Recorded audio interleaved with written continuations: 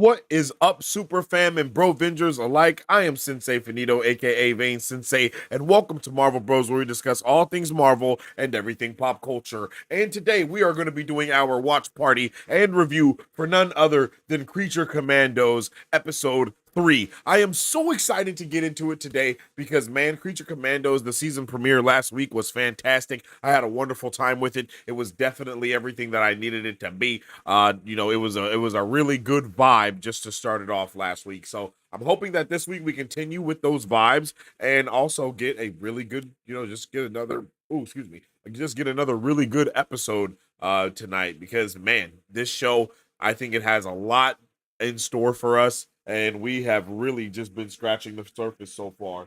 So I'm excited to see where it can really take us in this journey ahead. And you guys already know I got that big book of DC, and I'm thinking about breaking it out tonight and actually checking out some of these characters in the big book of DC and seeing what we might see, what the connections might be, or what their bio might say. Because sometimes that gives us a little bit of a heads up, or it could actually pave the way for what the character may do in the future of their appearance. So I'm pretty excited to check it out, man, and I'm really excited to vibe out with you, lovely people today as we check out what is it again? Creature Commandos. Yo, it has been a very eventful Wednesday for me indeed. I ain't gonna lie to you. Today's Wednesday, right?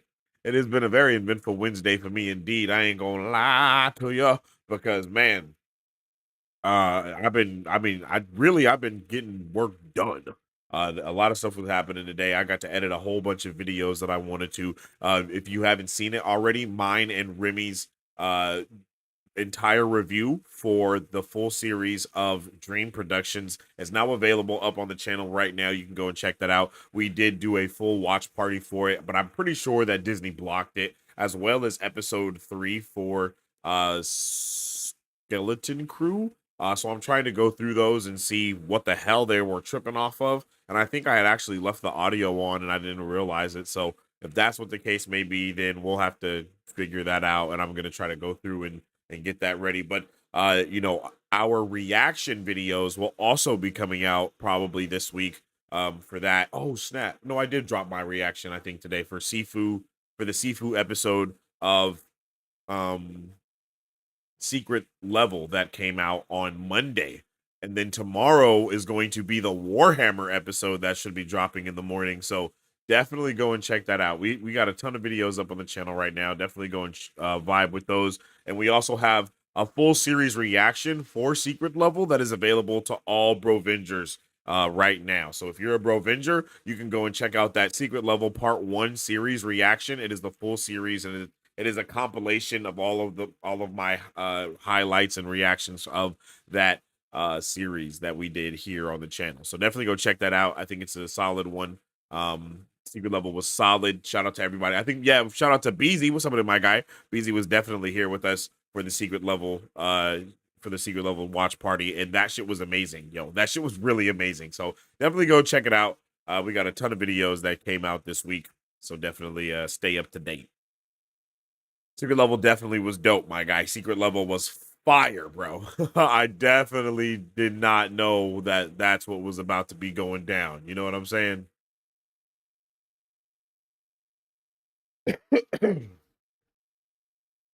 All right, chat.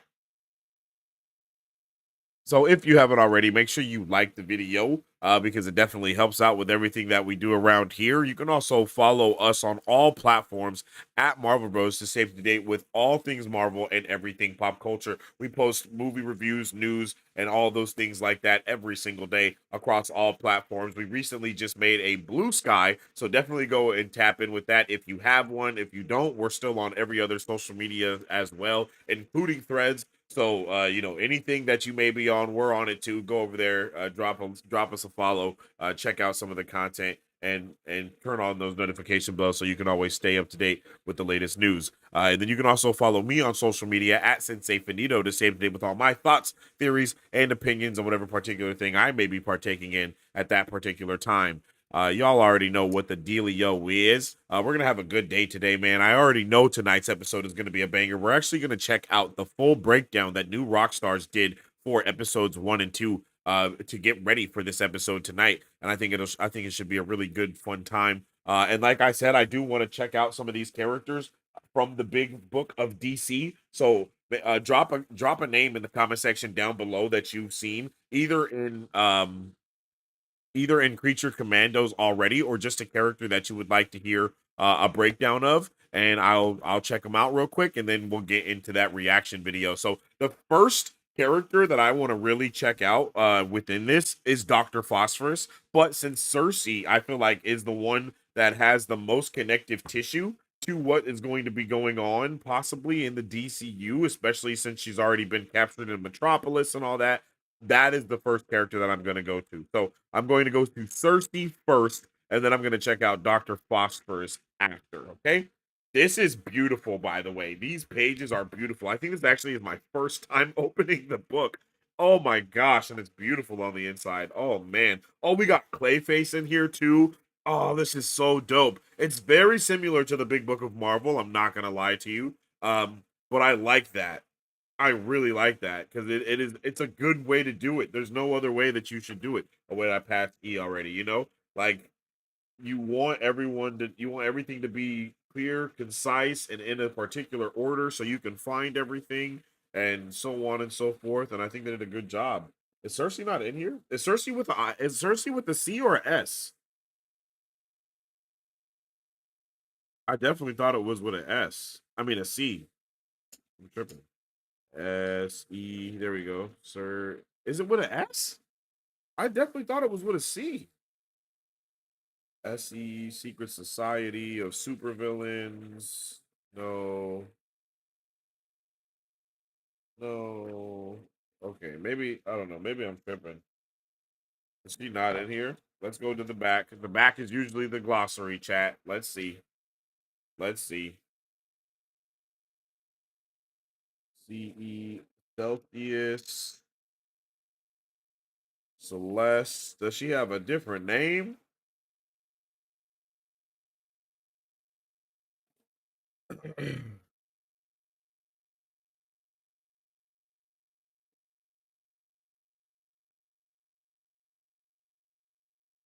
And I don't think Dr. Phosphorus is in here either.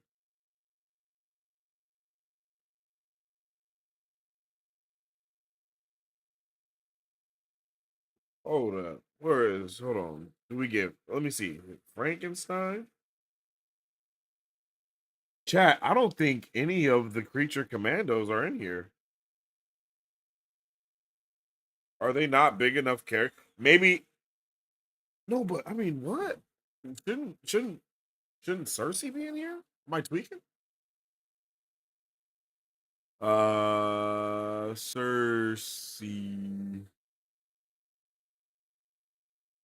DC. Oh, I spelled her name extra wrong. But let me see if she's in here though. Now that I'm back here.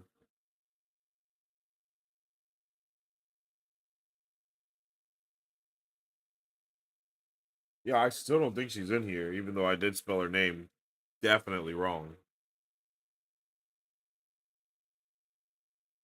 Uh, yeah, Cersei, Donna Milton. What? That's definitely not up in here.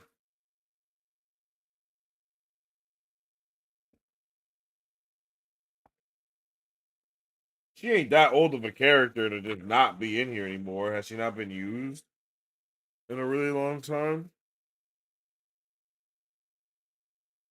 Damn, I'm like, what?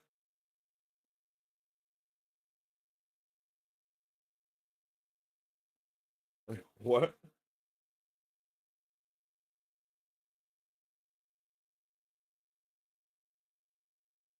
CI.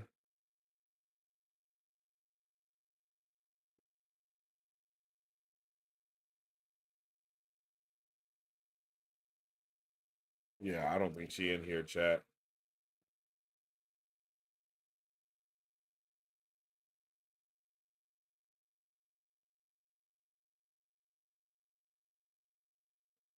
They got Clayface with a whole page, and they ain't got a little side note with Cersei in here.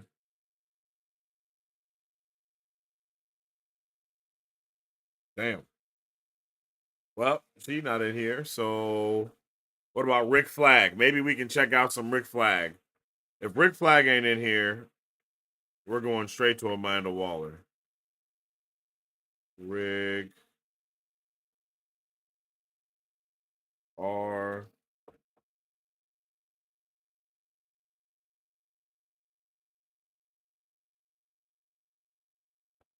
Yo, they ain't got Rick Flag in this bitch either.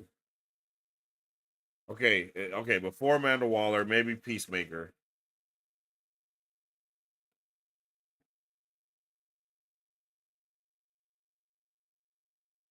Okay, yep, we got Peacemaker in here, bro. If Peacemaker wasn't in here, I was just gonna be like, well, damn. Peacemaker, Peacemaker. Okay, first of all, check out the book. It's real nice. It's real. The Big Book of DC, the new edition, forward by Jim Lee.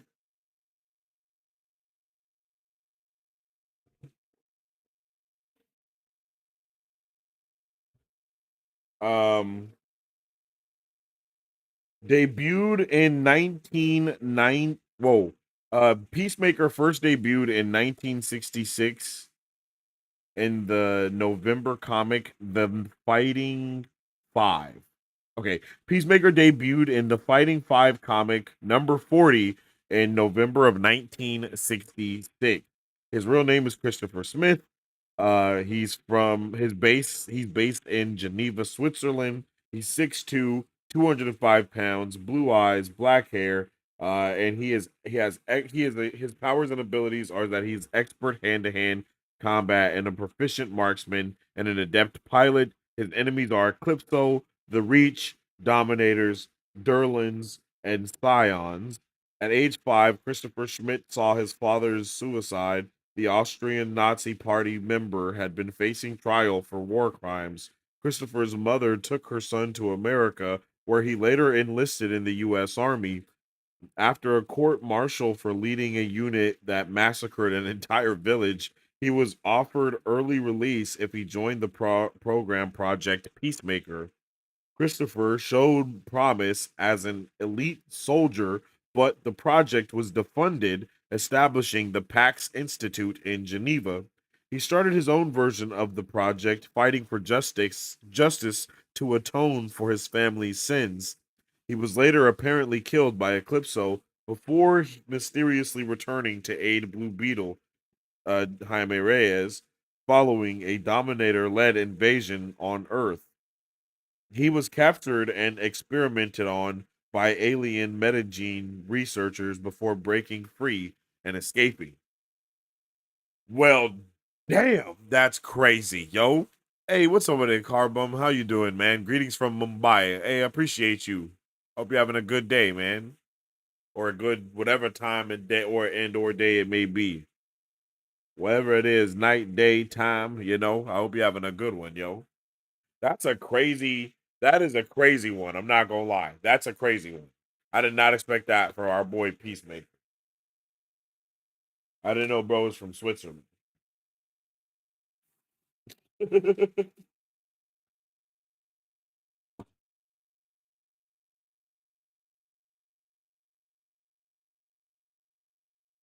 Like what? Wild. Yep, chat. That's right. T minus 20 minutes until we get into episode 3 of Creature Commandos. I'm so excited to get into it. Yo, I hope you guys are too. I'm pretty sure we're going to be having a good old time tonight. This show is going to be insane because it always has been insane and it will just continue to be insane for sure. This show was already insane, so I know it will continue to be insane for sure. There we go. That's what I meant to say. Where we at? Where we at? Where we at?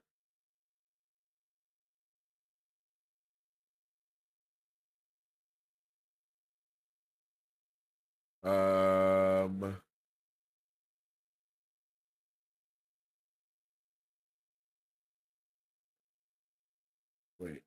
Whoops. There we go. Oh wow, would you look at that? Look at that. Secret level part 1 series reaction highlights and first impressions. Oh, it's members only. Oh my goodness. Oh my goodness. If you want to watch it, you might have to just join the channel. Oh my god. Oh my god, look at that. Join the channel.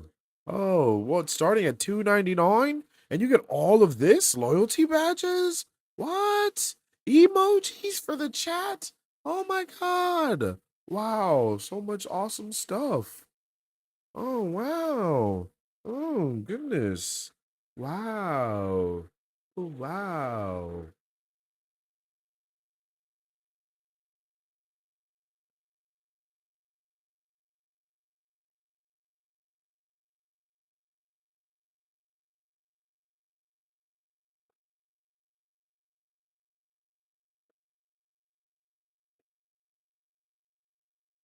All right, where's it at? Bam.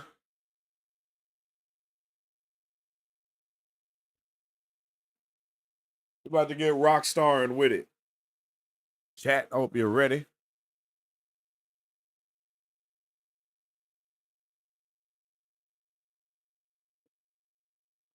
I'm Eric Boss, and this is a breakdown of DC Studios' Creature Commandos Episode 1, The Collywobbles, in Episode 2, The Tourmaline Necklace. This 7-episode animated series is technically the first new entry of the DC universe overseen by James Gunn and Peter Safran, leading to James Gunn's Superman film coming in July 2025, and Gunn's Peacemaker series Season 2 coming in August. So I'm going to break down all the Easter eggs in these first 2 episodes as we embark upon this new age of a DCU. We open with the official new DC Studios title bumper showing a classic Superman breaking out of chains. This showed up before the Super/Man Christopher Reeve documentary, which James Gunn considered really the overture to his upcoming DC slate. Superman here is in his original suit design from Joe Shuster's 1938 Action Comics #1 cover art, with the S emblem with the yellow border, a bit of blue tones in his hair, and trunks so shaded in shadow that they initially appear all black. Shuster didn't add the black field to the chest emblem until Superman #4 in 1940. This design also inspired the Max Fleischer Superman animation, but the hair and face of this Superman are thinner and just more penciled like Shuster's original design, and I love it. Episode 1 opens in Belle Reve Correctional Center, which has the same layout as what we saw in 2021's The Suicide Squad that Gunn directed. That film was somewhat connected to Zack Snyder's DCEU, as it featured the returns of Margot Robbie's Harley Quinn, Viola Davis's Amanda Waller, Joel Kinnaman's Rick Flag Jr., and Jai Courtney's Captain Boomerang, and we are greeted by the news service GBS, which was also in Snyder's DCEU, the Galaxy Broadcasting System. This newscaster is voiced by CNN's Jake Tapper. He reports on the Sons of Themyscira invading Pokolistan. In the comics, the Sons of Themyscira were the male sons of the Amazonians who were abandoned by their mothers at birth. Notably, they had some genuine gripes with Amazonians, as they are basically abandoned children and eventually get massacred by them. Here, they just seem to be regular human guys with some sus yet familiar politics. Pokolistan is a fictional country in the DC comics. It's a fragment broken off from the Czech Republic, first introduced in Superman the Man of Steel #109 in 2001. Cersei is a Wonder Woman villain from the DC comics, known for several sorceress abilities, but might be best known for turning people into human/animal hybrids, her Ani-Men. And yes, there's a Marvel version of Ani-Men that was referenced recently by James Gunn in Guardians of the Galaxy Volume 3. The newscaster, voiced by Tapper, calls her a reputed sorceress, despite the fact that she's definitely casting spells in the B-roll here, and says that she claims to be the rightful ruler of Themyscira, referring to the country as the perhaps mythical, perhaps real, all-female island nation. That's right. Part of Gunn's upcoming slate is Paradise Lost, a live-action series set on Themyscira. It sounds like the outside world here still doubts its existence, and we have to remember that despite the fact that this is an animated version of all of this, because they wanted to be able to depict non-human characters, and characters like Dr. Phosphorus are just much easier to render in animation than they are in live action, the rules of this world apply to the rules of the live action world that Gunn is still building out. So we can imagine Rick Flag Sr. would be played by Frank Grillo in the same way that Amanda Waller is still played by Viola Davis. And the fact that Alan Tudyk is playing Clayface on this show might indicate that Alan Tudyk is going to be playing Clayface in the live action version of the character in any future Batman movie. Cersei's Metropolis PD number is number 42569. I feel like someone's birthday might be April 25th, 1969. The Sons of Themyscira fire an RPG at a gas station with Cyrillic letters suggesting Pokolistan is a former Soviet republic in this world. The letters here translate to something like gas station, and notice how the cost per liter seems low depending on what the local currency and inflation is, but you know, many former Soviet republics like Kazakhstan in our world are rich in petroleum, and that is what Amanda Waller says is the case for Pocolistan. The douchey sons flanking Cersei have some,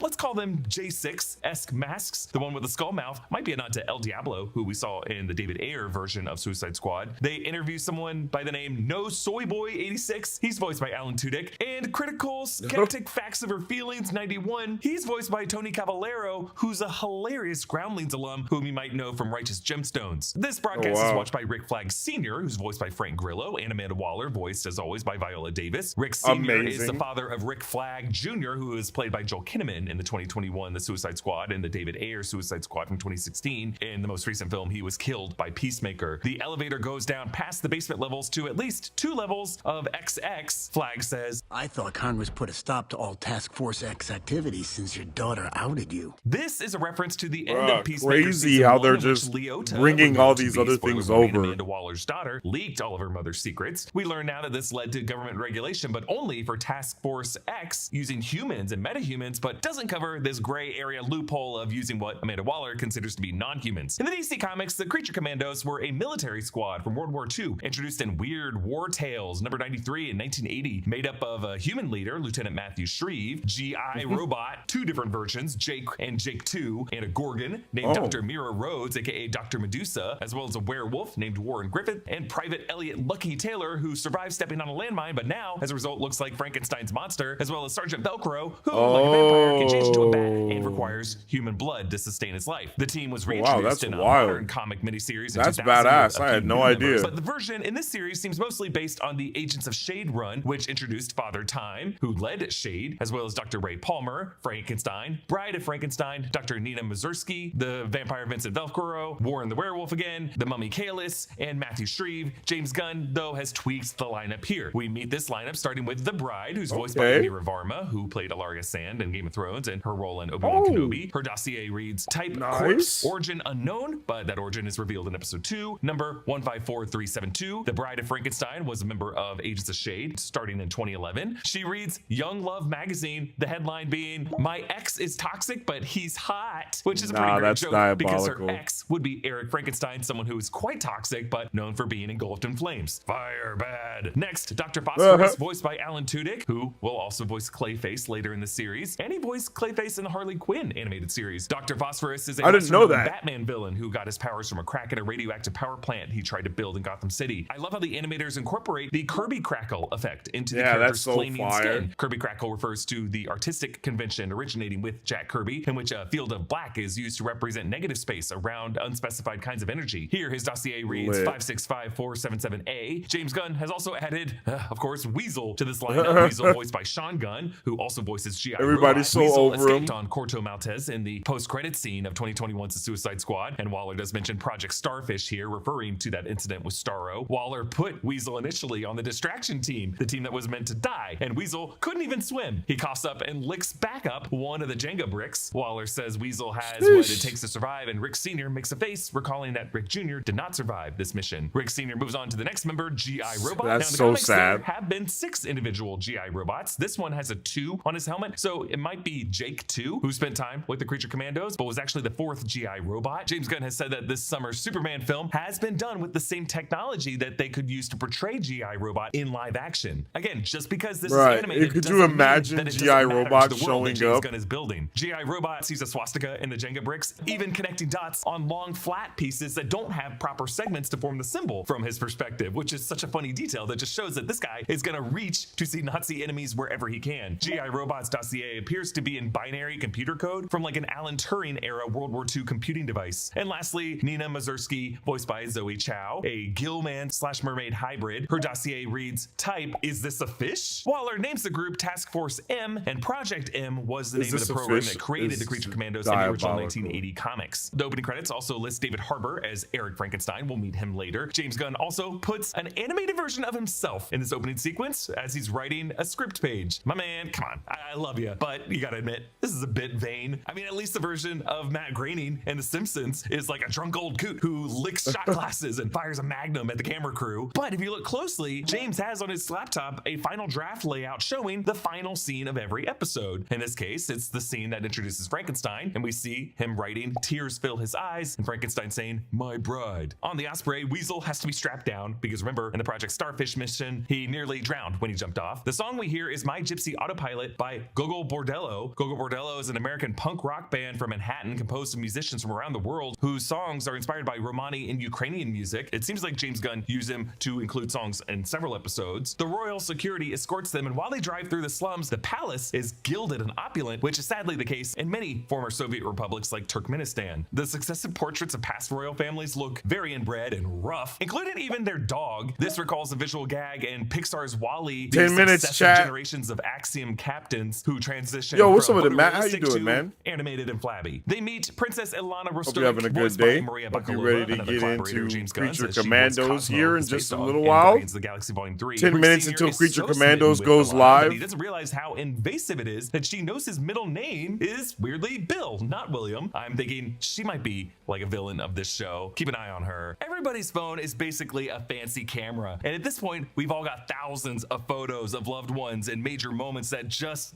sit on your phone. Aura frames change that. They're digital frames that let you easily share unlimited photos and videos up to 30 seconds long. Aura frames also have smart curation tools built in to help you find your best photos, avoiding duplicate and blurry shots. Plus, you can change photos, view details, and share with your family and friends easily using the touch bar controls. Aura digital photo frames offer the highest resolution display on the market. The Carver matte frame was named pretty late. He references the Jamie Kennedy experiment, the Super Bowl shuffle, Waza, all of the cheap viewers, so get yours right now in time for the holidays. Yes, 8 All minutes. of the cheap cards references are dated since this country just gets its culture from the Western world pretty late. He references the Jamie Kennedy experiment, the Super Bowl shuffle, What's Up, and Where's the Beef? And each of these things are just like from completely different decades. I mean, Where's the Beef is very old. Super Bowl shuffle was like from the 80s. I love how all the members of the team eat differently. Weasel houses the entire turkey. Dr. Phosphorus sizzles his meat and then bites and tosses it. The bride just chugs the wine. G.I. Robot, of course, eats nothing. And Nina floats some broccoli up to her mouth. This episode's title, The Collywobbles, comes up here. But just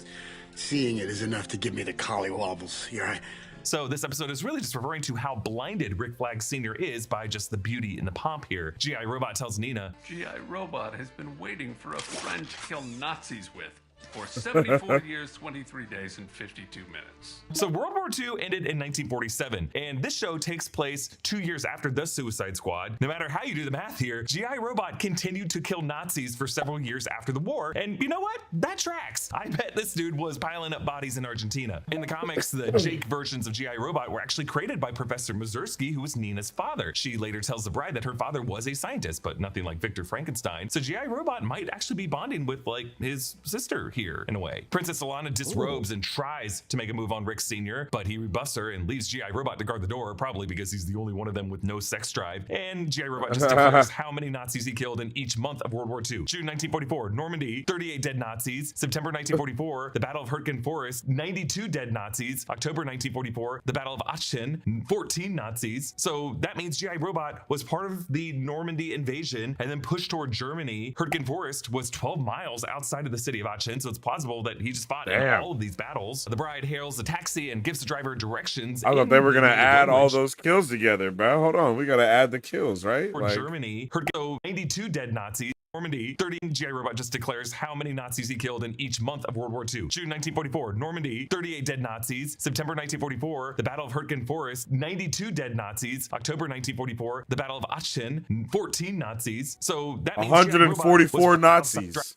Dr. Phosphorus goes, that last word was definitely Frankenstein. Знаете ли къде щарута именяна Frankenstein? Yeah, that last T word minus was 5 minutes. minutes. She's telling him to go to Victor Frankenstein's mansion. Meanwhile, Dr. Phosphorus goes through all of Rick's stuff, and when he's caught, he looks over to see Rick Sr.'s bulge, and then eyes appears. Like John Cena and Peacemaker, Rick Sr. is just a jack dude of a certain age, sporting white briefs. The song that starts playing here is Gogol Bordello's Mala Vida. They fight, and it's pretty great action animation. Dr. Phosphorus removes both gloves to spread as much fire as possible, causing them to crash down into the kitchen, and Rick, after burning his body on both Dr. Phosphorus and then his hands on the stove, smartly pops on an oven mitt to slam Doc's head. And I love this detail. Dr. Phosphorus grabs a measuring cup of water, and I think quickly superheats it before splashing it on Rick's face, because you can hear a little sizzle sound as it's boiling. Across the street from the Frankenstein mansion, wow, the that's neighborhood wild. calls Eric Frankenstein, and a shirtless Zac Efron is her background wallpaper. there. There was some speculation before Guardians of the Galaxy Volume 3 that James Gunn might have been considering Zac Efron for Adam Warlock, and Gunn very aggressively shot it down as nonsense. I think he said that he was actually looking at Aaron Pierre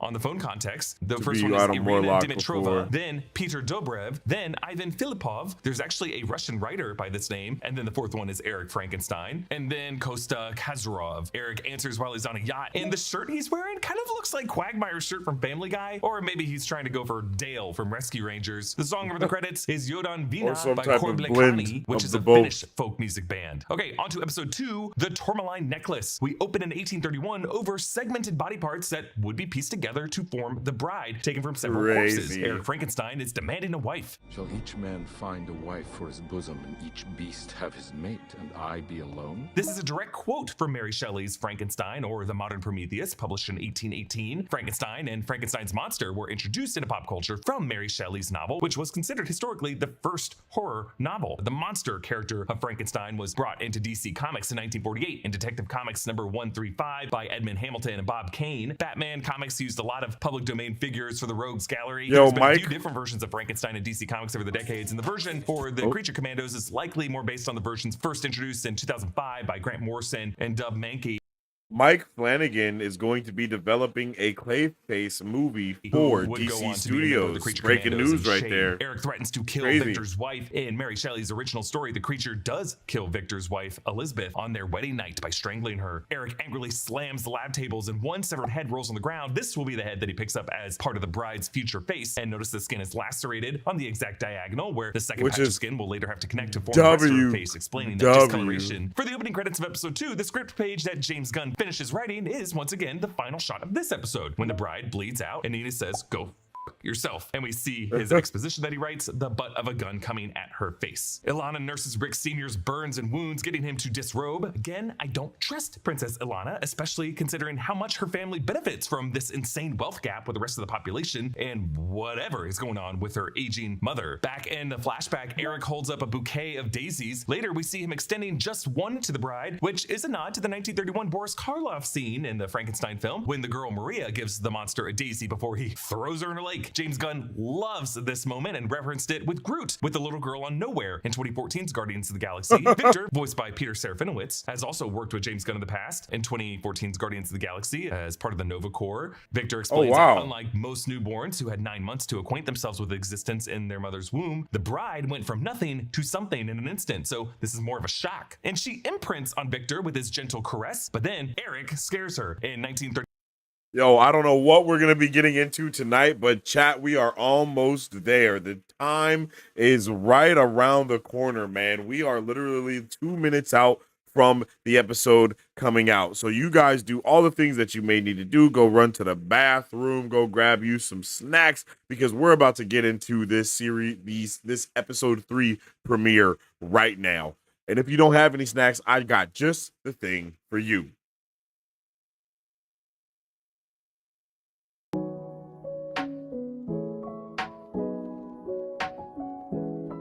Hi, my name is Dominique Pruitt, and I started Don's Bomb Gourmet Popcorn LLC in the summer of 2021 to introduce delicious and unique flavored popcorn not found anywhere else in the world. Why, you ask? Because I make it in my home with love, just for you. We offer over 10 flavors and are continuously creating new flavors that can be customized to any color or taste for your next event, party, or fundraiser. So go find yourself to our website and find a bombastic flavor of popcorn at donsbombgourmetpopcorn.com, or you can also follow us on Instagram or Facebook at Don's Bomb Gourmet Popcorn.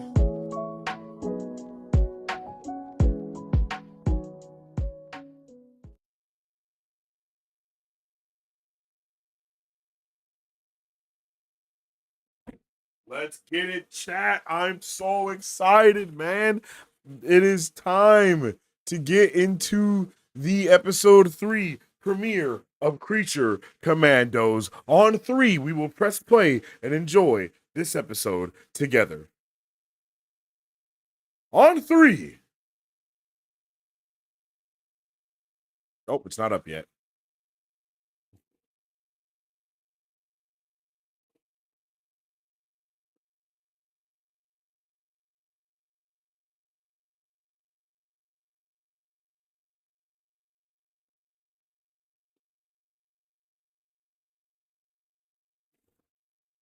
Anybody got the episode?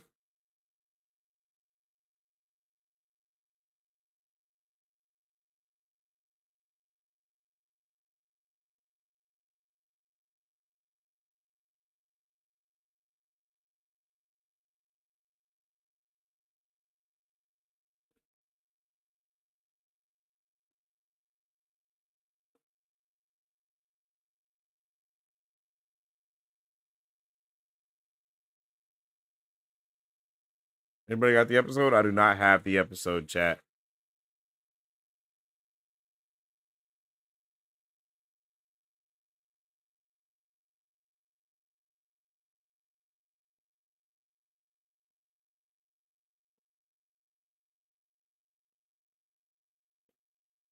I don't know what's going on.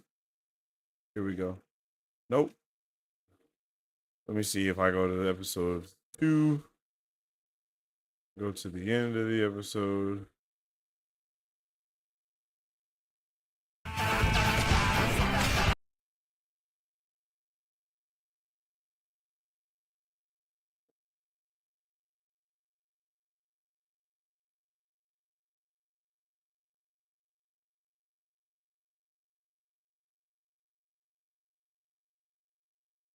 No.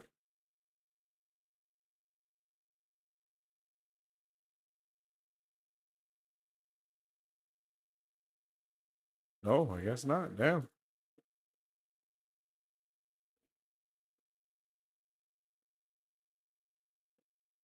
I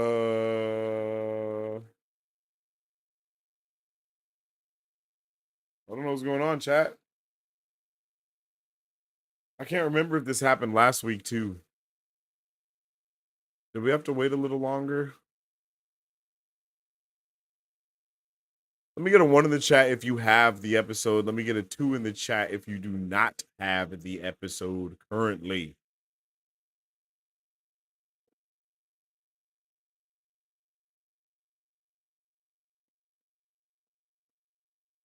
One in the chat if you have it, 2 in the chat if you don't, yo. If I do not have it up, I don't know where it's at.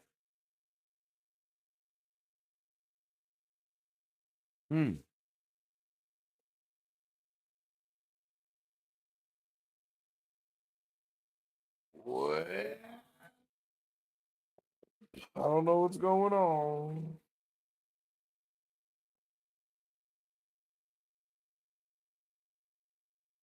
Where is the episode, HBO Max? Damn it. Oh, there we go, chat.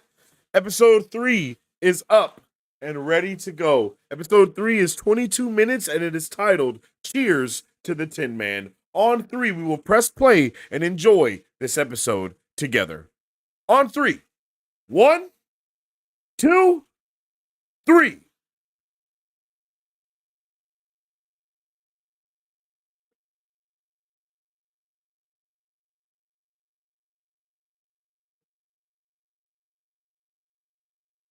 We are going to watch the trailer for all of you that do not have what's it called? Max Plus basically.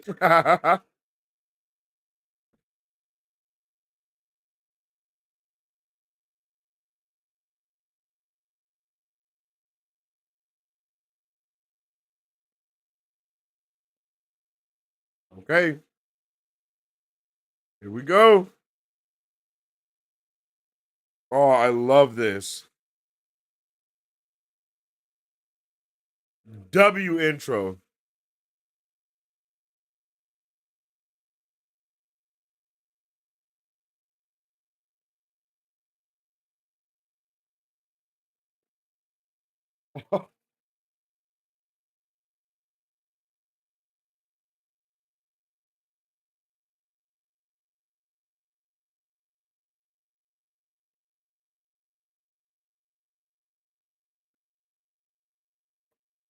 Oh.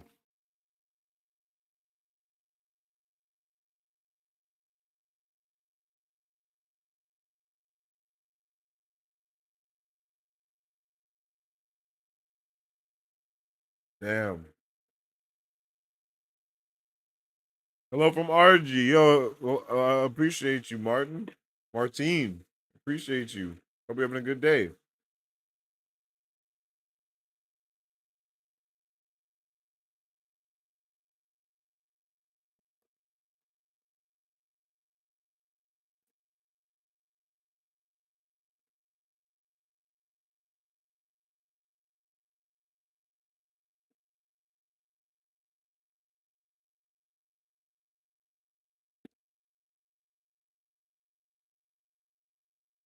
Oh,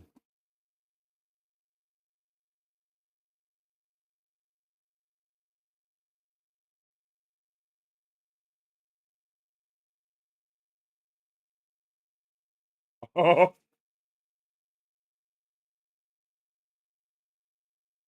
oh shit.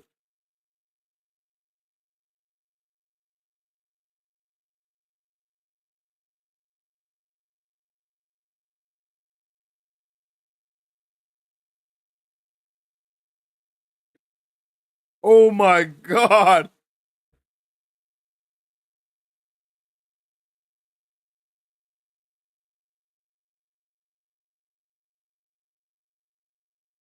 Oh,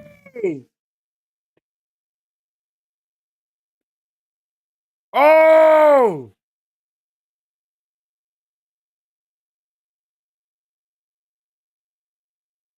bro, cleared the field.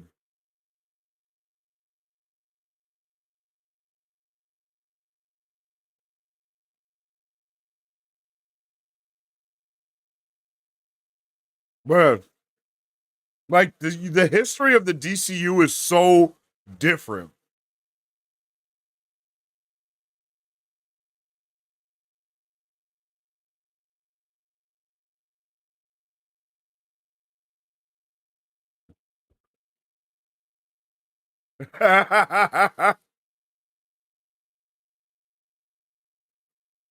Let's go.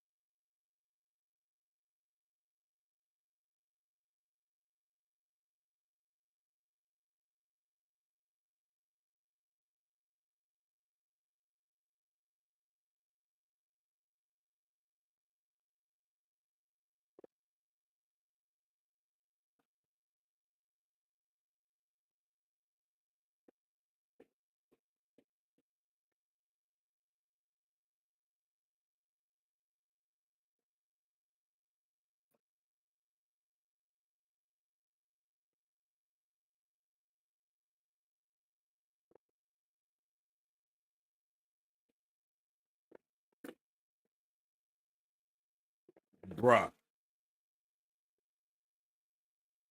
Uh-oh.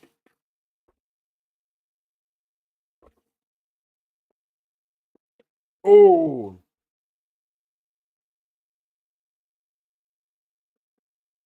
damn.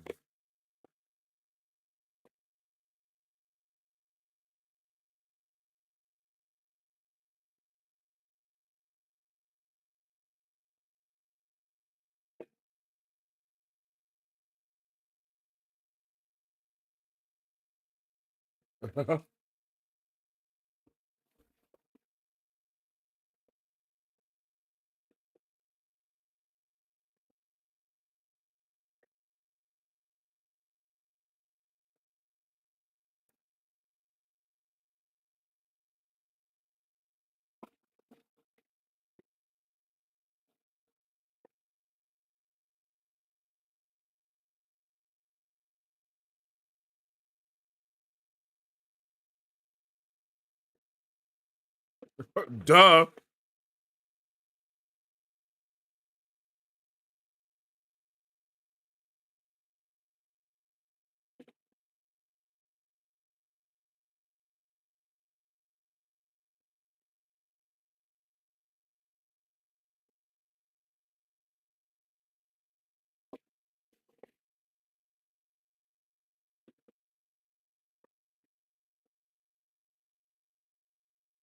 Oh shit.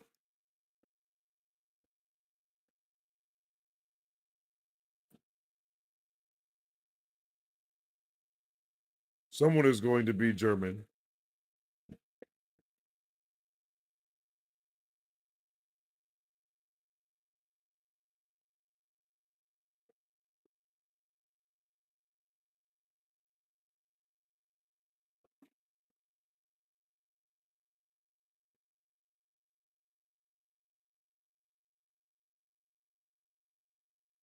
Uh-huh.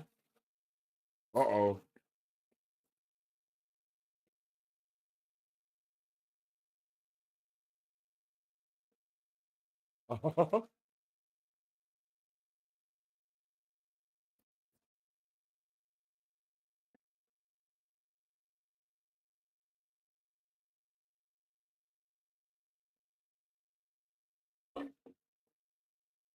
Oh.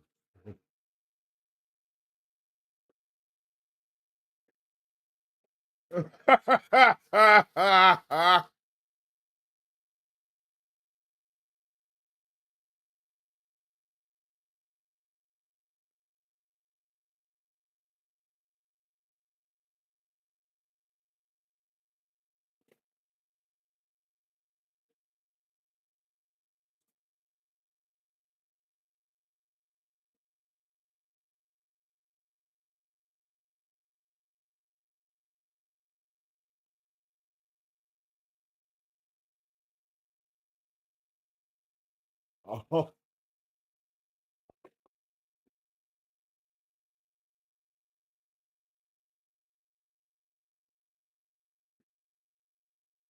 Oh.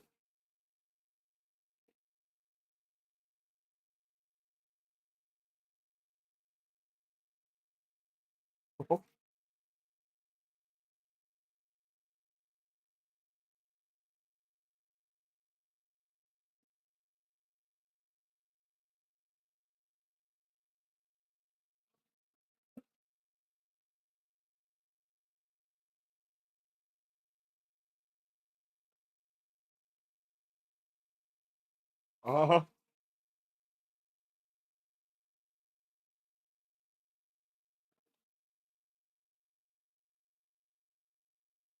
Hmm.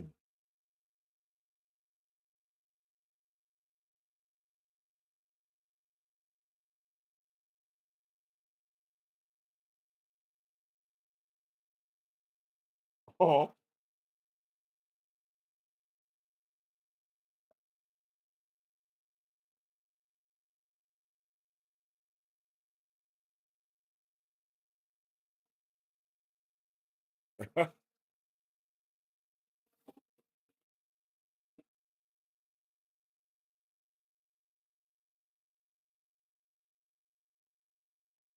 Oh. Oh shit.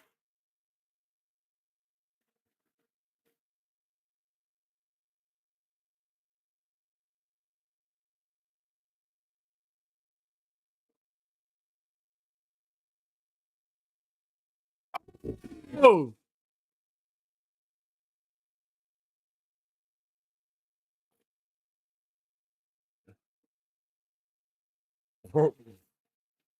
He said, "Oh, she's fire."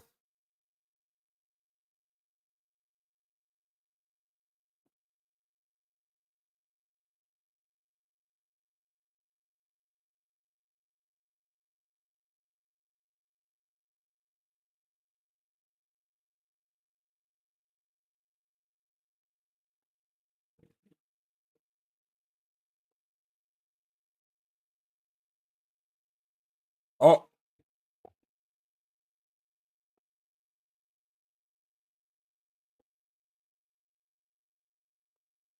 Sergeant Rock name drop.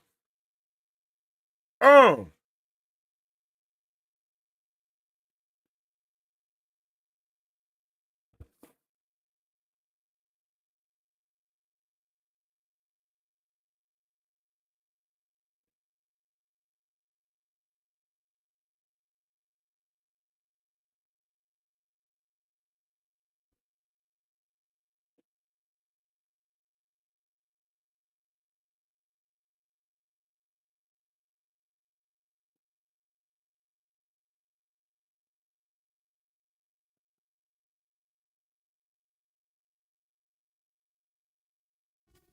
Oh.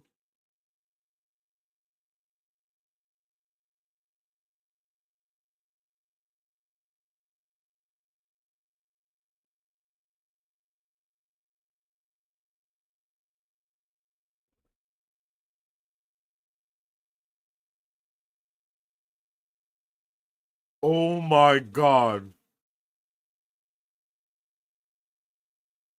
Oh, he's dead.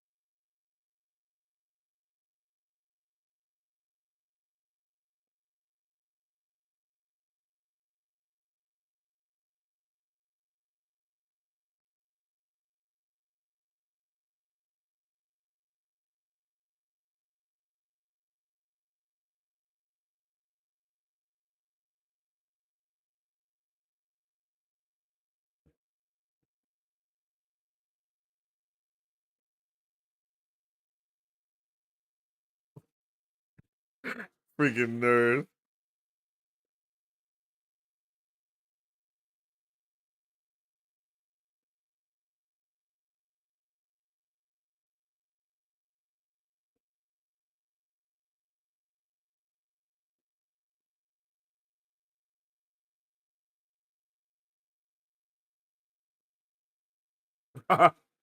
I love the live action like touch.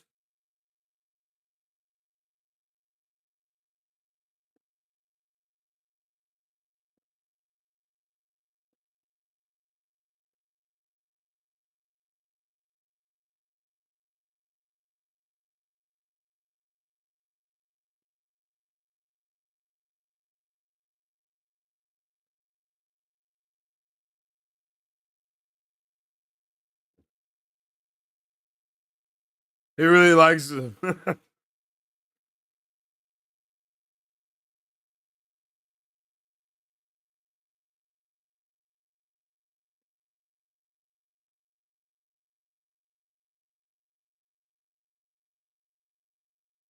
Bruh, if he pulls up at a Nazi rally or ends up being like a white supremacist, bruh.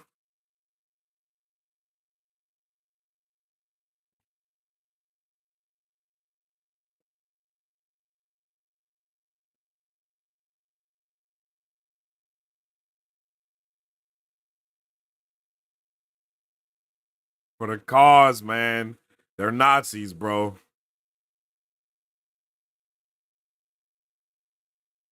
Yep. Yeah, look, he had the SS. Yeah, he had the 88 tattoo. Oh, bruh, bruh.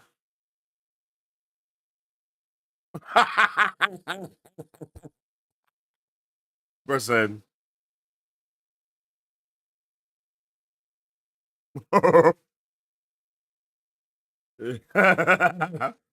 Oh boy, Nazis. Bruh, they were really Nazis, BZ. Did you see, bruh? They were really.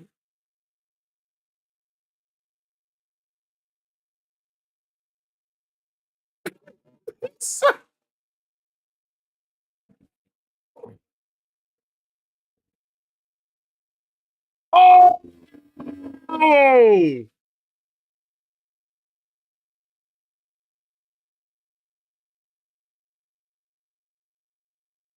Not the old nut.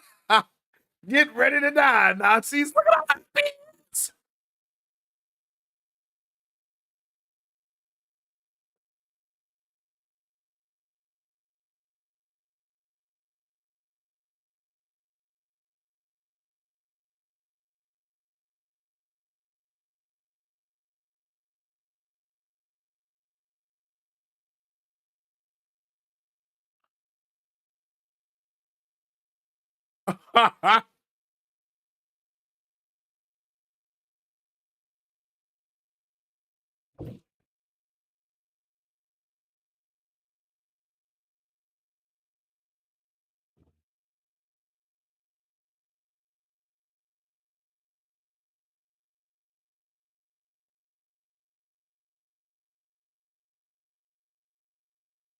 Oh my god.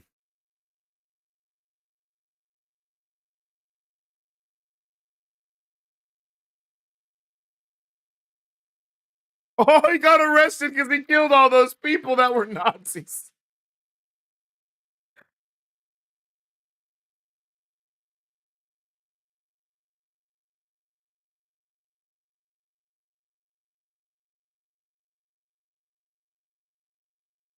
Oh.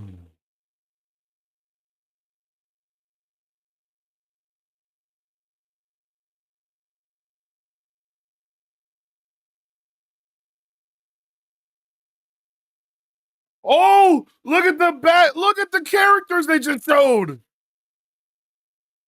I need some names for them because I don't know who the hell they were.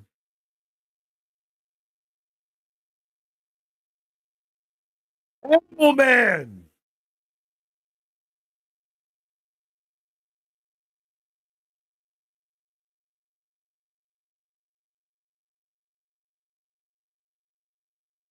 Yo, Cersei is on straight demon time.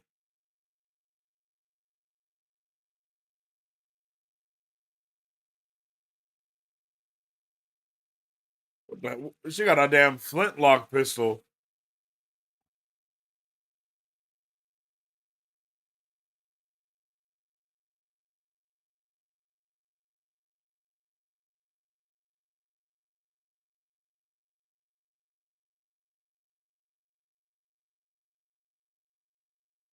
Princess caught two bodies.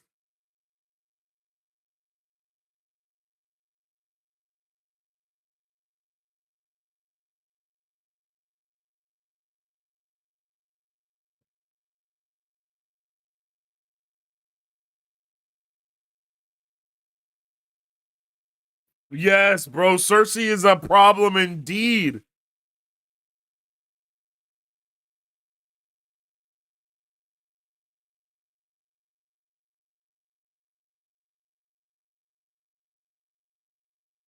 Oh, oh, oh, oh my god.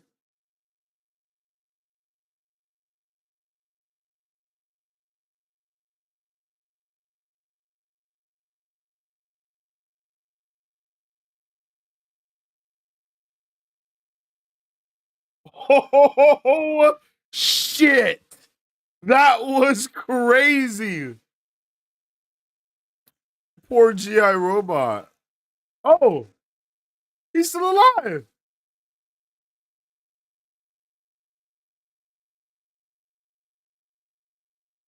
Wait. Wait. Ain't no way GI robot just died. There's actually no way that he died, right?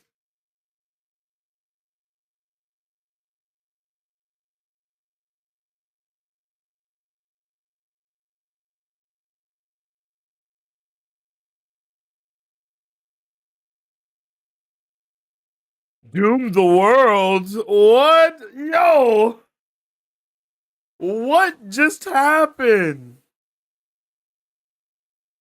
What just happened? Literally, what just occurred? Yo, yo, what is she on? Like, what? What? Is the princess really the bad guy?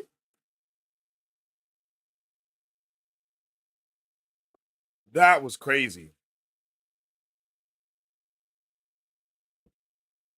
That was crazy. That was one hell of an episode. I'm not gonna lie. That was an awesome episode. That really was. Like 100%. I did not know what we were gonna be in for, but goddamn, now that I do, I'm excited. I'm excited, man. Okay.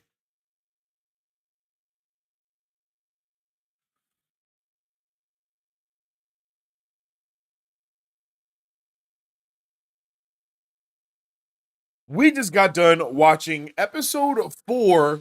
No, we didn't.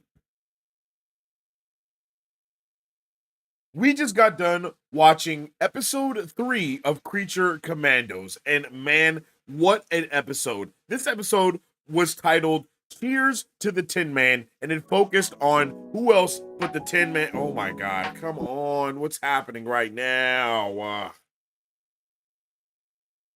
Okay, one more time. One more time.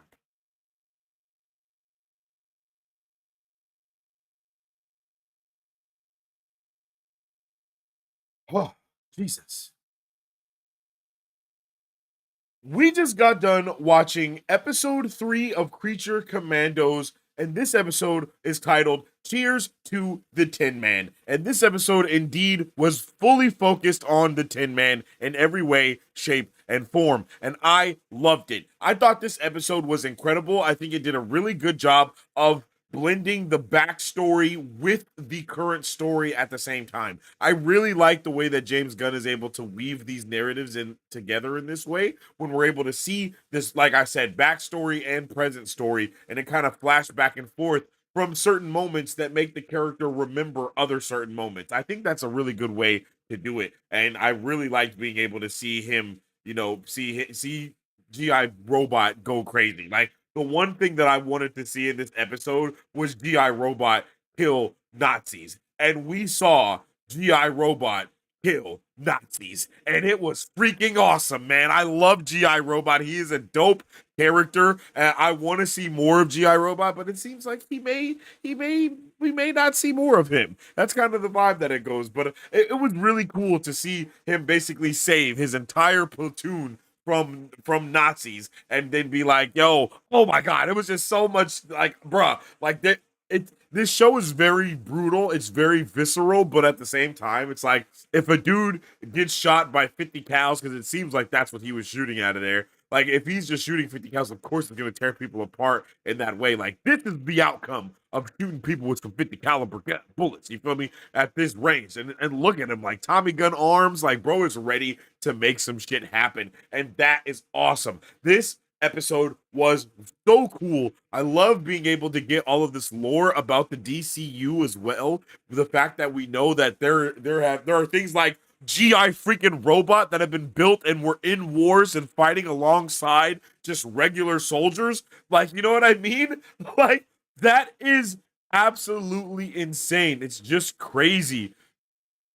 And I was like, bro, I just love it. I love how this show is able to just kind of make all these things happen, yo. Cheers to the Tin Man is the title of the episode, and it's Cheers to the Tin Man indeed, because all he was doing was killing Nazis, and there ain't nothing wrong with that, but it was really dope the way we started off this episode with seeing Rick Flag being like, yo, I came here for monsters. I didn't know we were gonna have to save damsels in distress. And I'm like, yo, no, he didn't just say that. You know what I mean? Like, no, he did not just say that. Like, that is a wild thing to say. But I mean, he did have to come and save her, even though she went toe to toe with Cersei for surely, and that was badass. I love the way that Nina and GI Robot are friends, and he's like, friend, we got to kill Nazis together. No, he didn't say that yet, but he's like, yo, I'm sad I didn't get to kill Nazis, but I'm happy that my friend is alive. And it's like, oh, GI Robot, you're so nice. Like, you know what I mean? Like,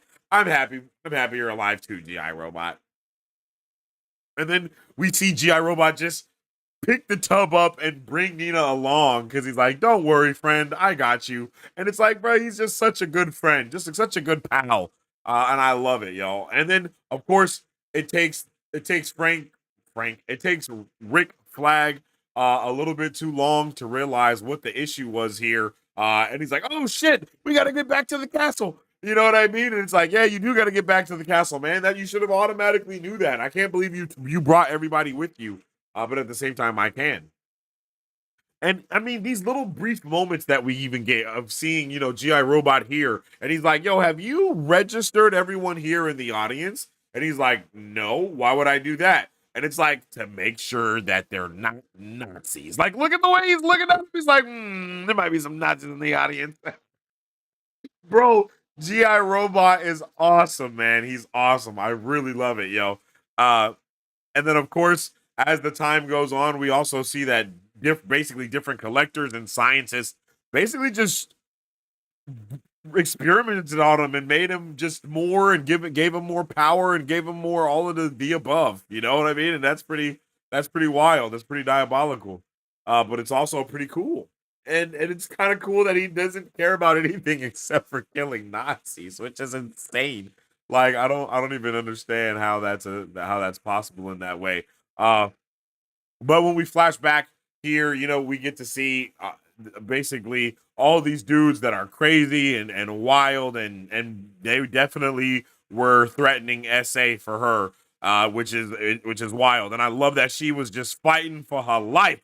Like, fight for your life, girl. You better, because these dudes is monsters too. And you want to get away from them. And she was moving. She was doing what the hell she needed to do to survive. And I like that she did what she needed to do to survive, because sometimes in these moments, people are just stupid, but they were not stupid. She was not stupid. She was like definitely trying to get shit popping. I mean, like, look at what's going on. There are freaking dudes flying around in Forever Night costumes. You know what I mean? Like, and shooting laser beams from their hands. Like, this is the state of the DCU that we are in. Like, dude, like, what the heck is going on?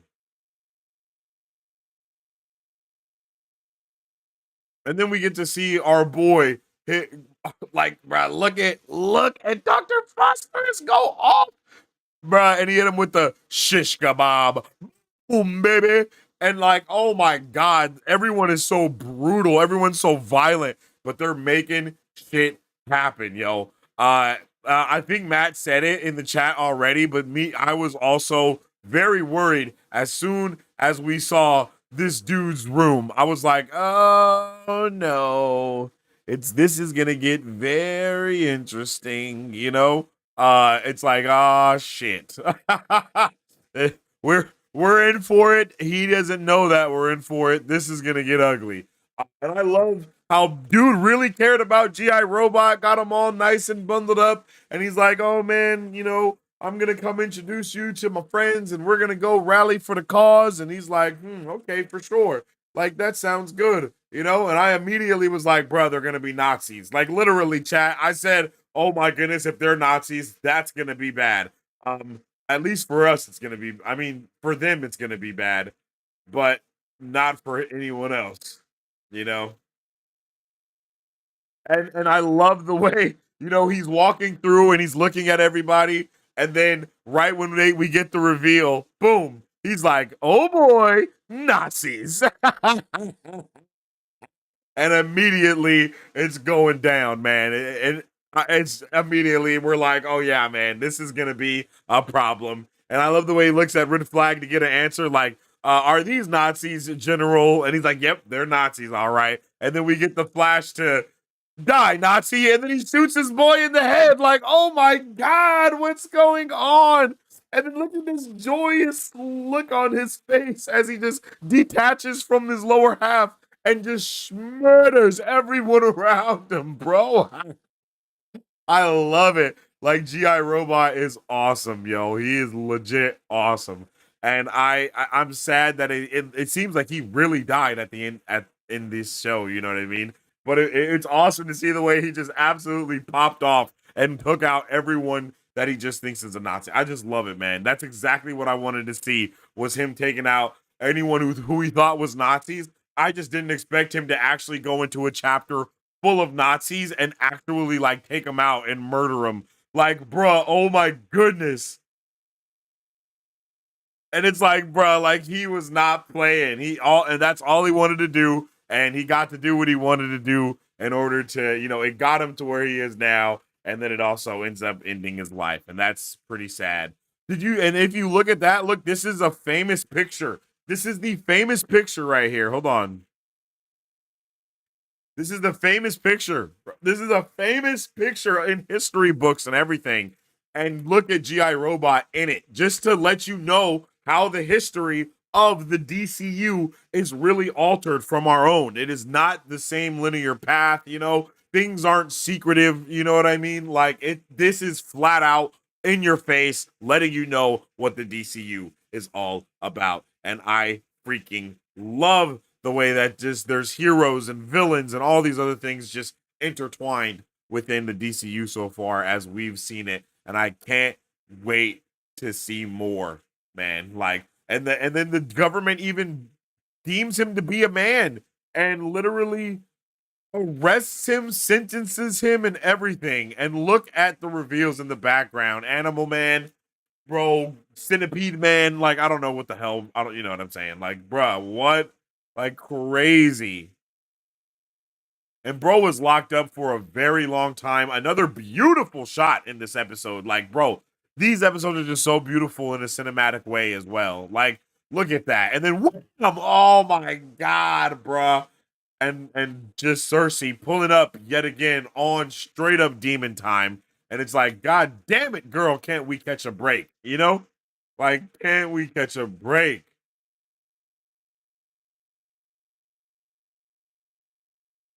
And the princess straight up was doing everything she could to survive, yo.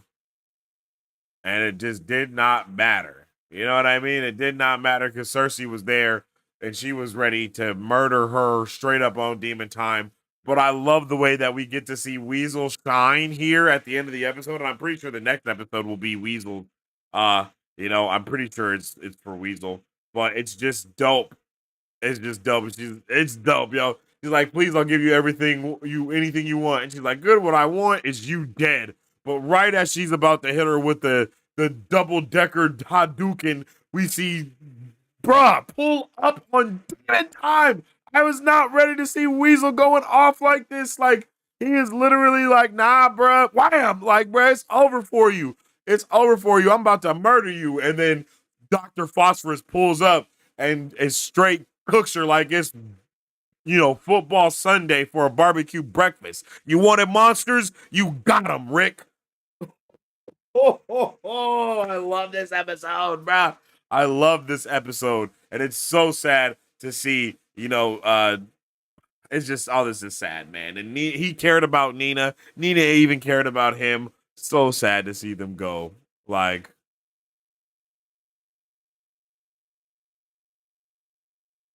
beautiful episode. I'm not going to lie. A beautiful episode. And then we ended, of course, with Cersei on the dun dun dun. Because the world is now doomed, as she says, which is just insane, bro. Like, what? What does this mean? Why is the world doomed? Who has doomed it? What is the course of Doom Nation? I need to know. I need to know. But let me know how you guys felt about this episode in the comment section down below. Drop all of your questions, thoughts, and theories on episode 3 of Creature Commandos. Chat, that shit was crazy, chat. That was insane. I had no idea. Bruh, like straight cooking. What else is there to say other than straight cooking?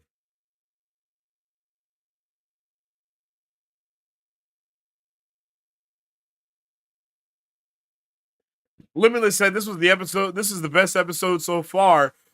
Beezy said several name drops, including Sergeant Rock, who may be voiced by Daniel Craig. Ooh. Matt says, I don't know if someone mentioned this, but Coin Operated Boy is a song made by Amanda Palmer of the Dresden Dolls, a great musician, and this suited G.I. Robot so well. Yo, I agree. Yeah, we got to see Animal Man has been there. Cersei is 100% a problem, and Weasel is just as much of a problem. I can't wait for his episode. His episode's going to be intense because you know they're not holding any punches about him killing kids. You know the way that we just saw G.I. Robot kill Nazis is probably the way that we're going to see Weasel killing children. Feel about that how you will. The moment I saw that guy, military antiques and artifacts from World War II, I knew what he was going to be. Bro, I did not expect him to be a Nazi until it was like, oh shit. He's taking him to his clan meeting? You know what I mean? I had a feeling he listed neo-Nazis in his elimination database. Oh, he did say all Nazis and Nazi associates. So yeah, that's right there. No, GI Robot, no.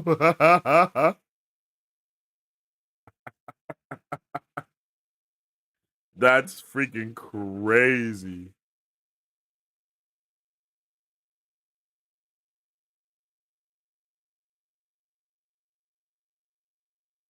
But yeah, when I heard coin operated, boy, it reminded me so much of why I love James Gunn creativity and attention to music.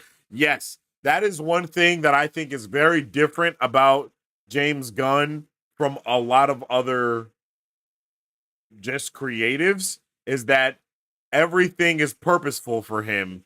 The script serves the music, serves the actors, serves the characters, serves the world building, serves the story. You know what I mean? Like everything is connected and woven together. At least it wasn't this Tin Man's tears that brought him down. It was the blood of his enemies and our tears instead. Yeah, facts. It's sad that they recognized his right as a man to sentence him for killing Nazis, but they didn't accord him the rights of being a World War II veteran with PTSD. Oh, that's true. But, you know, that was back in the day too. So I think that was even before things like that have been not necessarily discovered, but, you know, discovered. I think the princess is playing a game. I wonder if she's as helpless as she seems to be. Bro, I don't know because she seemed really scarred when she blew that dude's head off, and she seemed really messed up about killing the other dude. And it just seemed like she really wanted to live. The Sons of Themyscira are basically American of North American grown fascists. So Flag was right in telling G.I. Robot.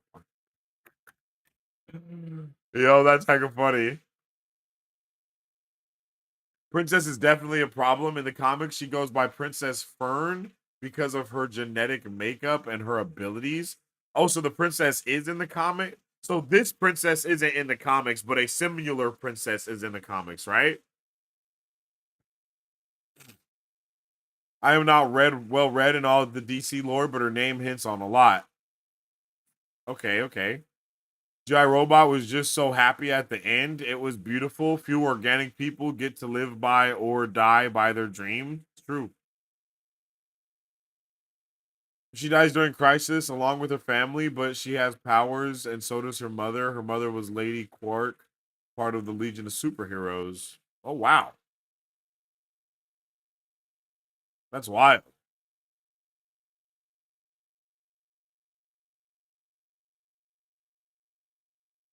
I'm writing a lot again, I know, but this show makes me happy. And damn, Weasel destroyed the sorceress right along with the doctor and burning her good. Yeah, with the good doctor burning her face. Facts. It's all good, Matt. No, you ain't gotta apologize. If you're in the Discord, check out the Creature Commandos section and all the other ones, man. Because I know you love to write and I know you love to give your opinions, and the Discord is the best place to do both of those things for sure. Yeah, big RIP GI Robot, man. F's in the chat to pay your respect. Because damn.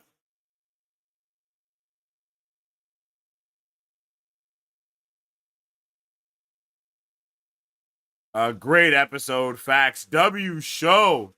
For real, for real. Wait, you saw Animal Man? I think it was Animal Man. I believe BZ made the call out for it being Animal Man, and I don't know if it is for sure. Let me see.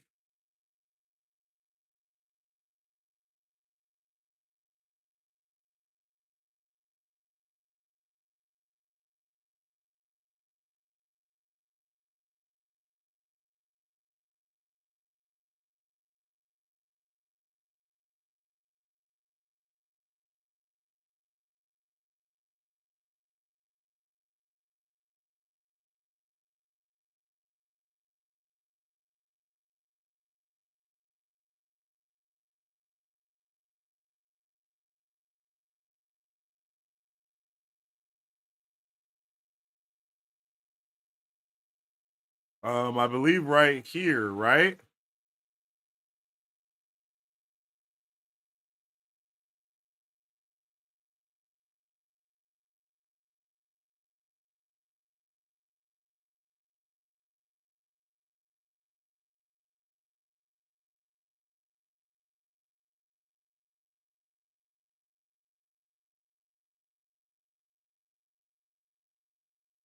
Damn,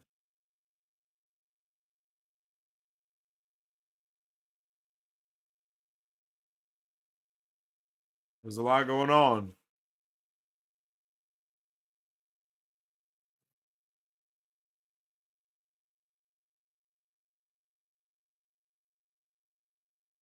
There's a reason Cersei is trying to kill the princess. Cersei is precog somewhat. I'm surprised they killed a member of the Creature Commandos. Yo, I didn't expect it to be so soon. But I mean, with only 7 episodes, we're technically at the halfway point, so I also can see why they did. You think we'll see Batman? Yeah. I think we'll see everybody. For real. Speaking of Animal Man, there's a solo project in the works for him. Gunn loves the character. Ooh. That'd be so cool. I wonder if Grant Morrison's Animal Man run will be an influence. Oh, that would be cool. Animal Man. There's so many DC characters that are probably on the board. And I mean, in the interview that we watched on Marvelous Monday, James Gunn definitely said that there are so many characters out there that it just doesn't make sense to continuously do the same origin stories and the same projects with all the same characters over and over and over again, you know?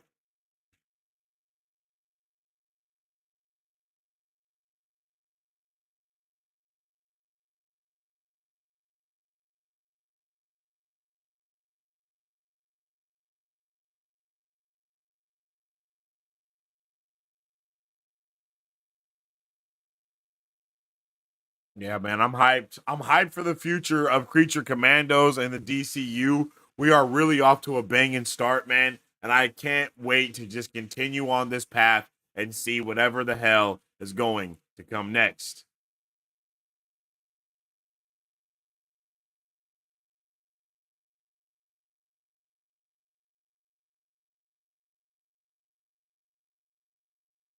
And with all that being said, make sure you like the video if you like the video. You can also follow me on social media at Sensei Finito. Stay up to date with all my thoughts, theories, and opinions on whatever particular thing I may be partaking in at that particular time. You can also follow us on all platforms at Marvel Bros to stay up to date with all things Marvel and everything pop culture because we do post news, movie reviews, and all other content in between on there all the time. But Shaoli, again, you guys have been amazing. You guys have been awesome. It's been yet another great day to discuss things with you, talk with you, nerd out with you. And I cannot wait to continue with all of the nerdy things that we have in store. I do believe those are all of our scheduled watch parties and events for this week so far. So tomorrow, if we go live, I'm not sure what it'll be for. I can't remember. I feel like I might have the thumbnail made already, but I just wasn't sure as to whether or not we would be what we would be doing for sure.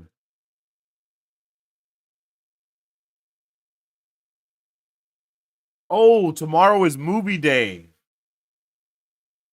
Tomorrow is movie day, chat.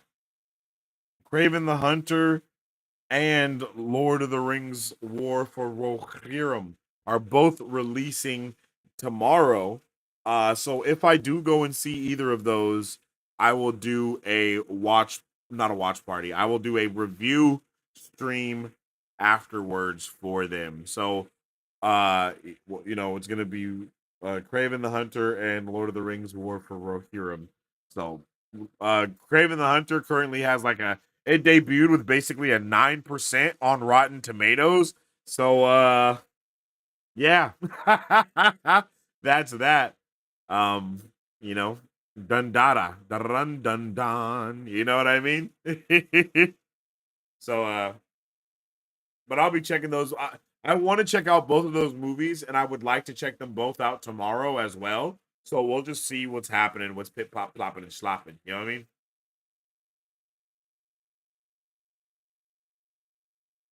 You know what I'm saying? Yeah, I'm gonna see Craving the Animal Lover as well. My partner and I watched all three Lord of the Rings extended editions. I haven't seen one Lord of the Rings movie yet, and I didn't finish the season either. I just couldn't get into it, man. I'm sorry, chat.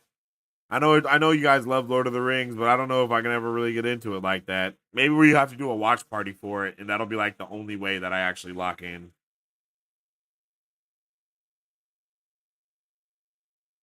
I probably will read the book, to be honest with you. Lord of the Rings book club.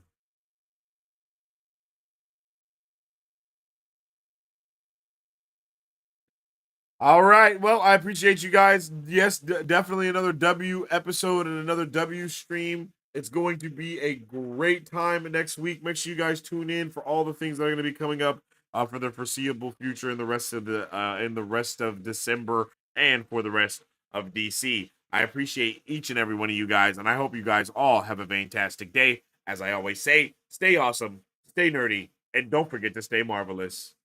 Excelsior. If you guys would like to support Marv Bros, all you gotta do is visit our website at www.marvbros.com and buy some merch. Represent the superfan. Or you can join our Patreon to get early access to content, patron-only scoops, giveaways, private Q&As, and those sacred watch parties. We appreciate you guys. We'll catch you on the next one. Excelsior. On today's pop culture news update.